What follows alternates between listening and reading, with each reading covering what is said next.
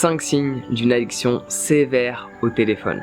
Parce que selon moi, on est tous addicts au téléphone. Dire le contraire, c'est se mentir à soi-même. Parce que regarde, dès qu'on va se balader, notre téléphone est dans notre poche. Dès qu'on va voir des amis, notre téléphone est dans notre poche. Quand on conduit, notre téléphone est dans notre poche. Du moins, je l'espère. Quoi qu'on fasse, maintenant le téléphone est constamment à notre portée, à la portée de nos mains. Donc on est addict, on n'arrive pas à s'en séparer.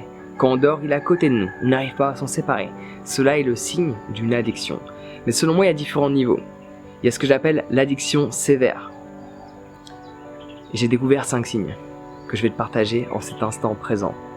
Le premier signe d'une addiction sévère au téléphone, la première et la dernière chose que tu fais, c'est de regarder ton téléphone. Quand tu te réveilles le matin, avant même d'aller pisser, tu regardes ton téléphone. Tu regardes le fil d'actualité. Le soir, au lieu de te masser les pieds, de te concentrer sur ta respiration, de te caresser, tu regardes ton téléphone. Tu regardes la vie d'autres personnes.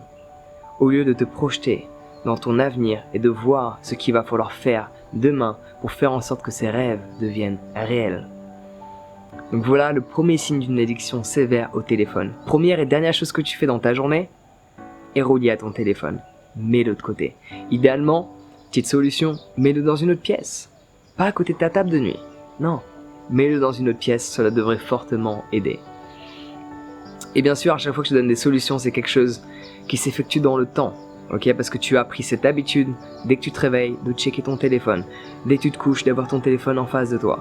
Donc c'est une nouvelle habitude qu'il va falloir développer par la suite. Et cela peut prendre plusieurs jours, plusieurs semaines. Donc relax, commence à agir dès maintenant. Et ne t'en veux pas si tu replonges dans 3-4 jours. Ça arrive à tout le monde. Le plus important, c'est de continuer dans cette progression. D'écarter le nombre de jours où tu ne craques pas dès le réveil. Tu n'es pas là en train de... Non, mets le téléphone de côté. Idéalement, mets-le en mode avion. Deuxième signe qui prouve que tu es extrêmement addict à ton téléphone. Mais genre, extrêmement. Ça, c'est le niveau top du top.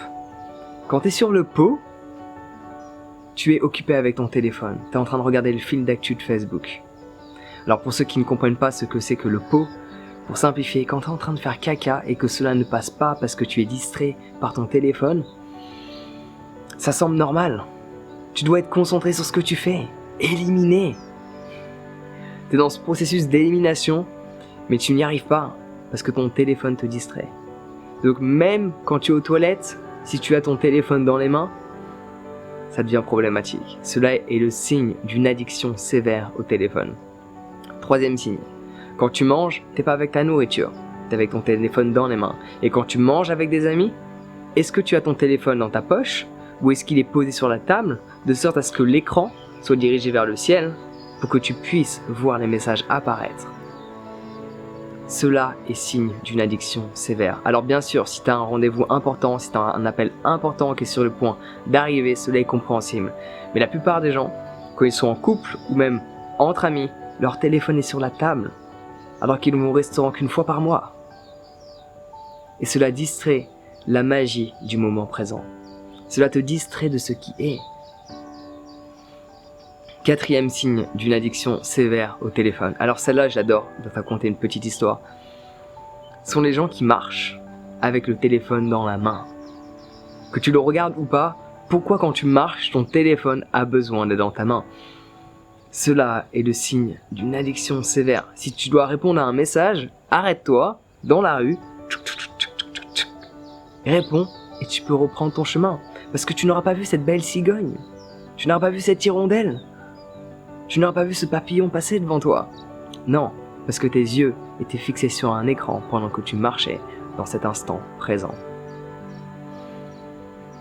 Ne marche pas avec ton téléphone. Personnellement, ce que je fais quand je suis en région parisienne et que je... comment on dit ça? Que je fais du skate, simplifié. J'arrive près des gens et leur visage, leur téléphone, et j'arrive et je fais un petit claquement de doigts entre leur téléphone et leurs yeux. Ils sont en mode What happened? Nobody knows. On n'en sait rien. Qu'est-ce qui s'est passé? Ils étaient tellement distraits qu'ils n'ont même pas compris que c'était un mec qui passait en skate. Et parfois j'aime bien siffler aussi. Je dis pas que c'est ce qu'il faut faire, mais ça permet de peut-être d'envoyer un petit signal au subconscient de la personne pour qu'elle réalise que « Wow, on aurait pu te voler ton téléphone parce que tu n'étais pas pleinement attentionné, tu n'étais pas pleinement concentré, tu n'étais pas pleinement dans cet instant, tu n'étais pas conscient de ton environnement. » J'aurais très bien pu, avec ce claquement de doigts, j'aurais pu inverser le claquement de doigts avec la prise du téléphone et j'en aurais volé plein des téléphones. Donc peut-être ça peut envoyer un signal à la personne pour lui dire « Hey, regarde ce qui aurait pu éventuellement arriver. » Et cinquième et dernier signe, mais sûrement pas le dernier, c'est le dernier que je vais exprimer en cet instant donné, d'une forte addiction sévère au téléphone. Et tu me diras bien sûr dans les commentaires lequel tu préfères et surtout lequel tu penses être le plus accro. Quel signe est le plus souvent présent chez toi? Est-ce le fait, signe 1, de te réveiller et te coucher avec ton téléphone? Signe 2, d'être aux toilettes avec ton téléphone? Signe 3, quand tu es en train de manger, d'avoir ton téléphone? Signe 4, tu marches avec ton téléphone? Et signe 5, dès que tu entends un bip, même si cela ne provient pas de ton téléphone, tu checkes ton téléphone. Parce que tu as constamment les notifications on, tu as toujours les notifications activées, et dès lors que tu entends un bip, dès lors que tu entends un bzzz, tu vas vite regarder si tu n'as pas reçu un message. Cela est une addiction extrêmement sévère parce que tu réagis au quart de tour. Ton environnement n'a plus d'importance. Toute ta priorité est basée sur cet objet. Dès lors que tu entends un son similaire à ce que ton objet favori, ton précieux, plus connu sous le nom de téléphone, produit comme son. Donc voilà les 5 signes qui prouvent que tu es dans une addiction sévère avec le téléphone.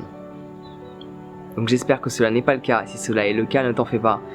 Tout est une histoire de processus. Apprends à le mettre de côté, apprends à le mettre en mode d'avion, à supprimer les notifications. Quand tu es en train de manger avec quelqu'un, laisse ton téléphone dans ta poche ou même dans ton sac.